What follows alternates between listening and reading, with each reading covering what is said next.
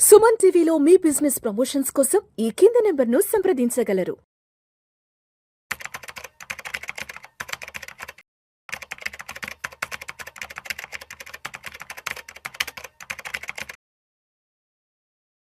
నమస్తే, welcome to Vishnu talks. నేను విష్ణు. ప్రస్తుతంతో పాటు సీనియర్ స్టాక్ మార్కెట్ అనలిస్ట్ ప్రభు మాలంపాటి గారు ఉన్నారు. సార్తో మాట్లాడదాం. సార్, ప్రభు గారు నమస్తే. సార్ నమస్తే అండి విష్ణు గారు. Welcome to Vishnu talks. Thank you for calling. Thank you so much Prabhu గారు. Thank you so much being with us. So Prabhu గారు, ఇండియన్ స్టాక్ మార్కెట్లకి త్వరలో మంచి రోజులు రాబోతున్నాయి అన్నట్లుగా సంకేతాలు చాలా చాలా స్పష్టంగా కనిపిస్తున్నాయి. కారణం ఏంటంటే గోల్డ్ మ్యాన్ సాక్స్ వాళ్ళు 2026 చివరి నాటికి ఇండియన్ స్టాక్ మార్కెట్ నిఫ్టీ 29,000 శిఖరాగ్రాలకు చేరుకోబోతుందంటూ కూడా చాలా మంచి పాజిటివ్ రిపోర్ట్ ఇవ్వడం జరిగింది. అండ్ అదేవిధంగా అమెరికాకి భారత్కి సంబంధించి కూడా వాణిజ్య ఒప్పందాలు త్వరలో షురూ కాబోతున్నాయి అంటూ కూడా వస్తున్న వార్తలు త్వరలో మార్కెట్లకి మంచి మహర్దశ పట్టబోతుందంటున్న సంకేతాలు స్పష్టంగా కనిపిస్తున్నాయి. కాబట్టి ఈ రెండింటిని ఎలా చూడొచ్చు అంటారు? గోల్డ్ మ్యాన్ సాక్స్ వాళ్ళు ఇచ్చిన రిపోర్టు, తర్వాత అమెరికా భారత్కి సంబంధించిన వాణిజ్య ఒప్పందాలకు సంబంధించి జనరల్గా మార్కెట్ చూద్దాం. లాస్ట్ ఇయర్ ఎవరైనా కొత్త ఇన్వెస్టర్ అయినా పాత వాళ్ళు కూడా ఇన్వెస్ట్మెంట్ చేసినప్పుడు రిటర్న్స్ లేవు, నిఫ్టీ మైనస్లో ఉంది. అవును, అందరికి ఏమనిపిస్తుంది? ఎఫ్డీలో పెట్టుకున్న బ్రహ్మాండంగా ఉంటుంది, 6% అన్న వచ్చేది అనిపిస్తుంది. మీకు ఇన్ఫ్లేషన్ పోగా 6% వచ్చిన ఉపయోగం లేదు కదా. మార్కెట్లో ఉన్న డెప్త్ ఎక్కడా లేదు. ఆ డెప్త్ తెలిసిన వాళ్ళు వెయిట్ చేస్తారు. ఎందుకంటే మార్కెట్ ఇట్స్ రీట్రేస్మెంట్ అయినప్పుడు సదవకాశం.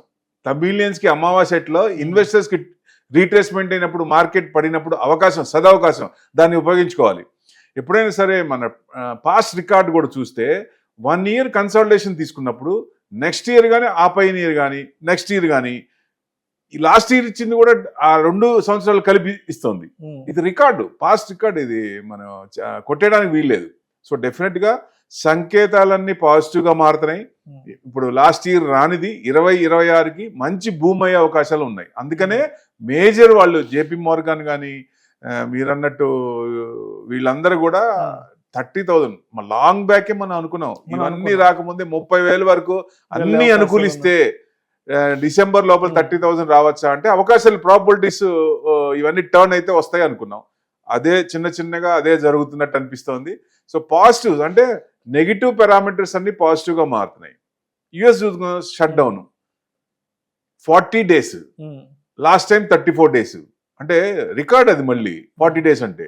సో ఇప్పుడు ఇంకెంతకాలం ఉంటుందని ఇక 2 రోజుల ముందు దాకా భయం వేసిండే ఇంకో నెల అయితే పరిస్థితి ఏంటి. ఎందుకంటే పెద్దన్న పొజిషన్లో ఉన్నప్పుడు ఆ ఎఫెక్ట్ గ్లోబల్ గా పెద్దన్న పొజిషన్లో ఉన్నప్పుడు మిగతా వాళ్ళ మీద కూడా పడుతుంది. ఆ ఎఫెక్ట్ చిన్న కంట్రీస్, ఎమర్జింగ్ మార్కెట్స్ లో పెరిగే కంట్రీస్ కూడా పడుతుంది.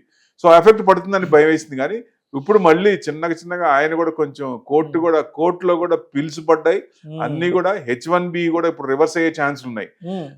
వీళ్ళు కూడా కోర్టులో జడ్జిలు కూడా వాళ్ళు చాలా ఈ టారిఫ్లు కానీ ఎందుకు ఇంత ట్యాక్స్లు వేస్తున్నారు, ఇది కరెక్టా కాదా, ఎగెనిస్ట్ చెప్తున్నారు వాళ్ళు కూడా. అంటే అవుట్పుట్ ఇంకా రాలేదు, చర్చలు ఇంకా సుప్రీంకోర్టులో కేసులు నడుస్తున్నాయి. ఇంకా నడుస్తుంది. ఇంకా 2-3 రోజుల్లో రావచ్చు. అంటే ఎనీ టైం అవుట్పుట్ రావచ్చు ఈ టారిఫ్లు కూడా. అంటే ట్రేడ్ డీల్, మన ఇండియా ట్రేడ్ డీల్ కూడా ఆయన ముందు వచ్చి 25%, 50% ఉన్నది 25% చేస్తారని ఒక ఫీలింగ్ కూడా ఇస్తున్నాడు ఆయన.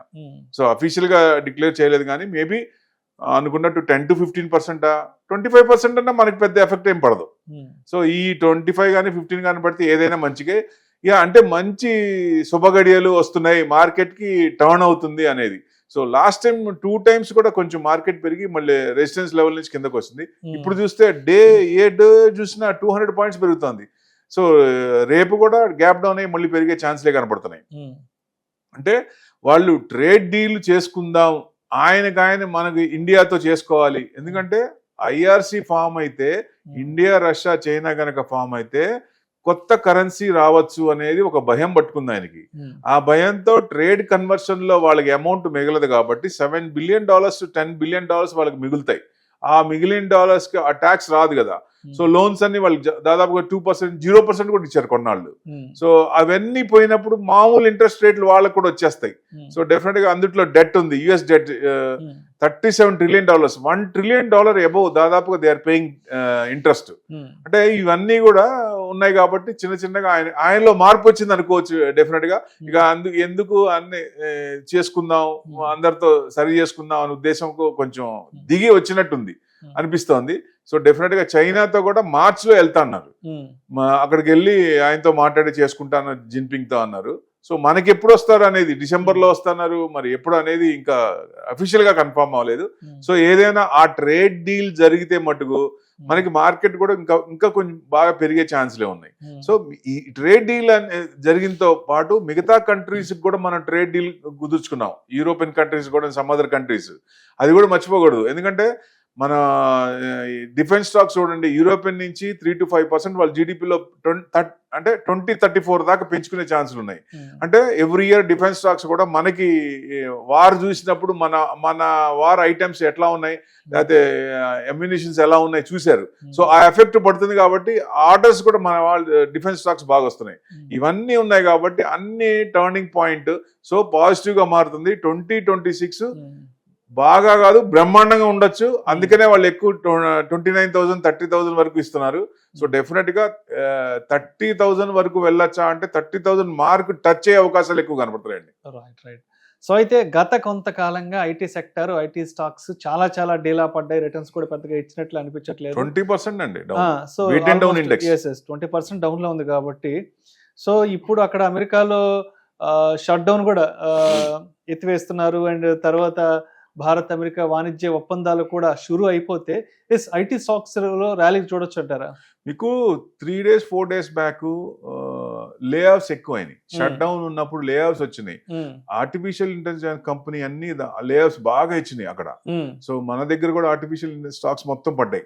సో దానికి సంబంధించిన రిలేటెడ్ మొత్తం పడ్డాయి. సో షట్ డౌన్ ఎండ్ అయిపోయింది కాబట్టి ఇప్పుడు కొంచెం చిన్నగా పెరగచ్చు. ఇప్పుడు ఎప్పుడైనా సరే ఒక సెక్టార్ కనుక బీట్ అండ్ డౌన్ సెక్టార్ అయినప్పుడు నెక్స్ట్ 3 to 4 years మనం టార్గెట్ పెట్టుకుంటే ఆ సెక్టార్ మళ్ళీ, సెక్టార్స్ ఆల్వేస్ సిక్లికల్, ఈ సంవత్సరం పెరిగి నెక్స్ట్ ఇయర్ పెరగవు, ఇంకొక దాన్ని లేపుతారు. సో అట్లనే ఇక్కడ కూడా ఐటీ 20% అబోవ్. టీసీఎస్ చూడండి 4,500, 3,000 దగ్గర ఆగిపోయింది. సో మళ్ళీ 4,000 దగ్గర రావచ్చు అంటే ఛాన్సెస్ ఆర్ దేర్. ఎందుకంటే TCS is nothing but gold అనుకోవచ్చు అంత ఇది. సో డెఫినెట్ గా ఇన్ఫోసిస్, టీసీఎస్ ఇలాంటి మంచి కంపెనీలు, టెక్ షేర్స్ మళ్ళీ market all time high, fresh all time high 30,000 వరకు వెళ్ళాలంటే, ఇండెక్స్ హెవీ ఇండెక్స్ ఎక్కువ పెరగాలంటే ముందు ఉండేది ఐటీనే. So IT index, banking index, ఈ రెండు సపోర్ట్ చేస్తే మాక్సిమం వెళ్ళిపోయే ఛాన్సులు ఉంటాయి. సో అందుకని ఏదైనా బ్యాంకింగ్ స్టాక్స్ కానీ, ఐటీ ఇండెక్స్ కానీ మంచి బాగా పడ్డ స్టాక్స్ మనకి ఒక 2 నుంచి 3 ఏళ్ళు దాకా టార్గెట్ పెట్టుకొని హోల్డ్ చేస్తే డెఫినెట్ గా డీసెంట్ రిటర్న్స్ వచ్చే అవకాశాలు ఉన్నాయి. రైట్. అండ్ రీసెంట్ గా బ్యాంక్ నిఫ్టీకి సంబంధించి కూడా మంచి కొత్త డెవలప్మెంట్ కూడా మనకు త్వరలో ఆన్బోర్డ్ కాకపోతుంది. అంటే డిసెంబర్ నుంచి కూడా మరికొన్ని పబ్లిక్ సెక్టర్ బ్యాంక్ నిఫ్టీలో వెయిటేజ్ కోసం తీసుకురాబోతున్నట్టు కూడా వార్త వచ్చింది. అప్పటి నుంచి కూడా బ్యాంక్ స్టాక్స్ లో మంచి ర్యాలీ రావడం జరిగింది. సో డిసెంబర్ నాటికి ఈ ప్రాసెస్ మొత్తం ఆన్బోర్డ్ చేస్తారు కాబట్టి పిఎస్యు బ్యాంక్స్ సో ఎట్లా 2026 నుంచి ఇంకా ఎటువంటి మహర్దశను చూడబోతున్నాయి అంటారు అసలు? అంటే బ్యాంక్ స్టాక్స్ లో 12 స్టాక్స్ ఉన్నాయి బ్యాంక్ నిఫ్టీలో. 12లో హెచ్డిఎఫ్సి బ్యాంక్ తీసుకుంటే 28% వెయిటేజ్ ఉంది. ఇప్పుడు ఎందుకంటే బ్యాంక్ నిఫ్టీని మ్యానిపులేట్ చేయాలంటే హెచ్డిఎఫ్సిని మ్యానిపులేట్ చేస్తే చాలు, అది పడేసినా అది పెంచినా ఆ బ్యాంక్ నిఫ్టీ పడిపోతుంది. సో అట్లా ఎఫెక్ట్ వస్తున్నాయి. ఆ ఎఫెక్ట్ నుంచి చేయాలంటే 12 స్టాక్స్ నుంచి 14 స్టాక్స్ చేస్తున్నారు. అది ఎప్పటిదాకా?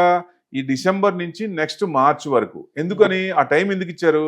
ఇప్పుడు దాకా ఈటీఎఫ్లు కానీ, మ్యూచువల్ ఫండ్స్ లో కానీ, ఈ బ్యాంక్ ఇండెక్స్ ఫండ్స్ లో కానీ వాటిలో ఇన్వెస్ట్మెంట్ చేసి ఉంటారు ఈ హెచ్డిఎఫ్సి స్టాక్స్. అంటే ఆ పర్సెంటేజ్ ఆఫ్ స్టాక్స్ 28% నుంచి 20% చేస్తున్నారు. సో ఐసిఐసి కూడా అంటే తగ్గిస్తున్నారు. ఎందుకంటే ఎక్కువ పర్సెంటేజ్ ఉన్నప్పుడు మ్యానిపులేట్ చేయడానికి అవకాశాలు ఉంటాయి కాబట్టి దాన్ని తగ్గిస్తే కంట్రోల్ ఉంటుంది, శీతకన్ను ఉంటుంది. సో మ్యానిపులేషన్స్ అవి జరగవున్నాయి కాబట్టి ఇవి రీజిక్ చేస్తున్నారు. సో డెఫినెట్ గా అది లాంగ్ టర్మ్ లో, ఎందుకంటే ఇప్పుడు కొంచెం మీకు హెచ్డిఎఫ్సి బ్యాంక్ ఐసిసి కొంచెం డౌన్ అవుతూనే ఉన్నాయి. సో ఇంత మూమెంట్ లో కూడా సో పిఎస్యు బ్యాంక్స్ పెరుగుతున్నాయి. సో నెక్స్ట్ కంటిన్యూషన్ ఎలా ఉంటుందంటే bank Nifty 2 times all time high వచ్చింది నిఫ్టీ రాకముందే. నిఫ్టీ ఆల్ టైమ్ హై 26,200 రాలేదు, మనం ఇంకా దానికి away from 1 to 2%. But bank Nifty 2 times all time high కొట్టి ఫ్రెష్ ఆల్ టైమ్ హై వస్తుందా అంటే నిఫ్టీ కనుక ఫ్రెష్ ఆల్ టైమ్ హై వెళ్తే 26,500 వెళ్తే ఇది 59,650 ఆర్ 60,000 వరకు వెళ్ళే ఛాన్సులు ఎక్కువ కనపడుతున్నాయి. ఎందుకంటే ఎస్బీఐ స్ప్లిట్ అయింది 3,500 దగ్గర, ఎక్కడ ఉంది 1,000 దాటలేదు ఇప్పుడు దాకా. సో చాలా కాలం నుంచి ఇబ్బంది పడుతుంది కాబట్టి పిఎస్యు స్టాక్స్ ఇప్పుడు ఫైర్ వచ్చింది, మూమెంట్ వచ్చింది. సో ఇప్పుడు పెరిగే అవకాశాలు ఉన్నాయి. ఎవరైనా సరే అలాంటి స్టాక్స్ లో పెట్టుకుంటే నెక్స్ట్ 2 to 3 years లో బ్యాంకింగ్ ఇండెక్స్ కూడా మంచి రిటర్న్స్ ఇవ్వచ్చు. ఎందుకంటే ఆర్బీఐ కూడా రీసెంట్ రిపోర్ట్ రిలీజ్ చేసింది, బ్యాంకింగ్ స్టాక్స్ బాగున్నాయి, అవుట్పుట్ బాగుంది, బిజినెస్ బాగుంది అనేది. ఎందుకంటే బిజినెస్ ఎందుకు బాగుండదండి, ప్రతి దానికి డబ్బులు తీసుకుంటున్నారు, మెసేజ్ ఇచ్చిన డబ్బులు తీసుకుంటున్నారు, ప్రతిదీ కూడా దోచుకుంటున్నాయి ఒక రకంగా బ్యాంకులు. మామూలుగా కాదు కదా, ఇదివరకు అసలు ఎస్ఎంఎస్ కూడా డబ్బులు తీసుకునే వాళ్ళు కాదు, ఎస్ఎంఎస్ కూడా 150-250 రూపీస్ తీసుకుంటున్నారు బ్యాంకులు. అంటే మరి ఇన్కమ్ వచ్చినట్టే కదా. సో డెఫినెట్ గా బ్యాంకింగ్ లో ఎక్కువ ఇదివరకు స్కామ్స్ ఉండేవి, లోన్స్ ఇచ్చి బ్యాడ్ లోన్స్ ఉండే అలా ఉండేవి. ఇప్పుడు ఆ లోన్స్ అన్ని తగ్గినాయి, ఎన్పిఏ బ్యాంకులు బాగా తగ్గినాయి. ఎందుకంటే ఒక బ్యాడ్ బ్యాంక్ ని తయారు చేసి ఈ బ్యాంకుల్లో మొత్తం ఉన్న బ్యాడ్ లోన్స్ అన్ని ఆ బ్యాడ్ బ్యాంక్ కదిలించి అక్కడి నుంచి వసూలు చేశారు. సో ఆ పర్సంటేజ్ బాగా రికవర్ అయింది. సో ఎన్పిఎల్ అందుకే బ్యాంకులు బాగా తగ్గినాయి. సో ఇక్కడ నుంచి బ్యాంకులు బాగుండొచ్చా అంటే లోన్స్ కూడా పిచ్చి పిచ్చి లోన్స్ అట్లాంటివి ఇవ్వకుండా బాగా స్ట్రెంథన్ చేస్తున్నారు. సో పాన్ ఆధార్ లింక్ చేసినప్పుడు పుట్టుపూర్వోత్తరాలన్నీ బయటకు వస్తున్నాయి. ఎవరైనా మేము బ్యాంక్ లోన్ తీసుకొని కట్టకుండా ఉండడానికి ఛాన్సెస్ ఇప్పుడు తక్కువ ఉంటాయి, మొత్తం తెలిసిపోద్ది. సో డెఫినెట్ గా ఇక ఫ్యూచర్ లో ఎన్పిఎల్ అంత పర్సంటేజ్ వరకు పెరిగినట్టు పెరగవు. సో బ్యాంకులు పెరిగే అవకాశాలు ఎక్కువ కనపడుతున్నాయి వీటన్నిటి వల్ల. రైట్. సో మొత్తానికి 2026 నుంచి మొత్తానికి మార్కెట్లకి అయితే మహర్దశ పట్టే అవకాశం ఉన్నట్లు స్పష్టంగా కూడా తెలుస్తోందంటారు. అటు గోల్డ్మెన్ సాక్స్ వాళ్ళు ఇచ్చిన రిపోర్ట్ కానివ్వండి, అదేవిధంగా భారత్ అమెరికాకి సంబంధించిన వాణిజ్య ఒప్పందం కనుక షురు అయితే మాత్రం మార్కెట్లకి మంచి రోజులు రాబోతుంది, దలాల్ స్ట్రీట్ కలకలడబోతుంది అంటారు. అయితే టేక్ ఆఫ్ పొజిషన్ లో ఉంది. సో దిస్ మంచి స్టాక్ సెలెక్ట్ చేసుకొని బీట్ అండ్ డౌన్ బాగా పడ్డ స్టాక్స్ పెట్టుకుంటే నెక్స్ట్ 1 year 2 years లో బాగా పెరిగే ఛాన్సులు. ఎందుకంటే యుఎస్ గనక వాళ్ళు గనక టారిఫ్లు తగ్గించుకుంటే అందరితో మంచుకుంటే పెద్దన్న పొజిషన్ లో వచ్చి అన్న పొజిషన్ లో ఉన్నప్పుడు ఏం చేయాలో అది చేస్తే ఎమర్జింగ్ మార్కెట్స్ లో పెరిగే మార్కెట్ లో ముందు మనం ఉన్నాం, మన ముందు చైనా ఉంది. చైనా మోడ్ తెలిసిందే కదా. సో మనది కలుపుకొని పోయే తరం కాబట్టి అందరినీ కలుపుకొని మన ప్రైమ్ మినిస్టర్ కూడా అంతే. సో ఎవరితో యుద్ధాలు వద్దు అని కూడా ఆయన చెప్తా ఉన్నారు. కొన్ని యుద్ధాలు ఇంకా నడుస్తూనే ఉన్నాయి యుక్రెయిన్ వారిది. సో ఇవి లేకుండా అన్ని సెటిల్ అయిపోతే, యుద్ధాలు కూడా ఆగిపోతే, ఈ ట్రేడ్ డీల్ జరిగితే వాళ్ళకి ఆయిల్ కొనొద్దు అన్నారు యుఎస్ నుంచి, అది మన రష్యా నుంచి ఆయిల్ కొనొద్దు అన్నారు.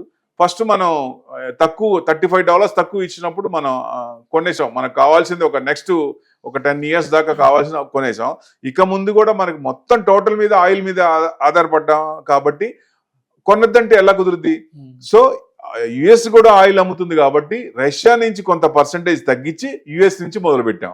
సో అప్పుడు ఆయన కొంచెం శాంతించినట్లు లెక్క. సో డెఫినెట్ గా ట్రేడ్ డీల్ కుదిరే అవకాశాలు ఎక్కువ కనపడుతున్నాయి. కాకపోతే ఇక్కడ ఏంటంటే అగ్రికల్చర్ ప్రొడక్ట్స్ ఇండియాలోకి తీసుకురావాలనేది ఆయన ప్రెజర్. మన ప్రైమ్ మినిస్టర్ దాన్ని ఒప్పుకోవట్లేదు. ఇది నిజంగా ఫెంటాస్టిక్, అసలు మార్వెలస్, ఒప్పుకోవచ్చు. ఎందుకంటే ఆ ప్రొడక్ట్స్ వస్తే చీప్ గా అమ్మే అవకాశాలు ఎక్కువ ఉంటాయి. మన ప్రొడక్ట్స్ కంటే తక్కువలో అమ్ముతారు. అమ్మినప్పుడు మన ప్రొడక్ట్స్ ఫార్మర్స్ దెబ్బతింటారు. ఆ దెబ్బతిన్నప్పుడు కంట్రీ మన డిపెండ్ అయిందే వ్యవసాయం మీద. సో ఆ పట్టు మీద బాగా గట్టిగా పట్టుకున్నారు కాబట్టి అదొక్కటే కొంచెం ఇదైంది. సో డెఫినెట్ గా మీకు ఫ్యూచర్ లో ఈ 2026 అంటున్నారు మీరు, నేనంటూ 26, 27 కూడా అన్ని అనుకూలిస్తే, నెగిటివ్స్ ఏం రాకుండా ఉంటే 2 సంవత్సరాలు కూడా ఈ సంవత్సరం కలుపుకొని ఆ సంవత్సరంలో ఇవ్వచ్చు అని నా ఉద్దేశం. Thank you sir, thank you so much Prabhu గారు. థ్యాంక్ యూ అండి.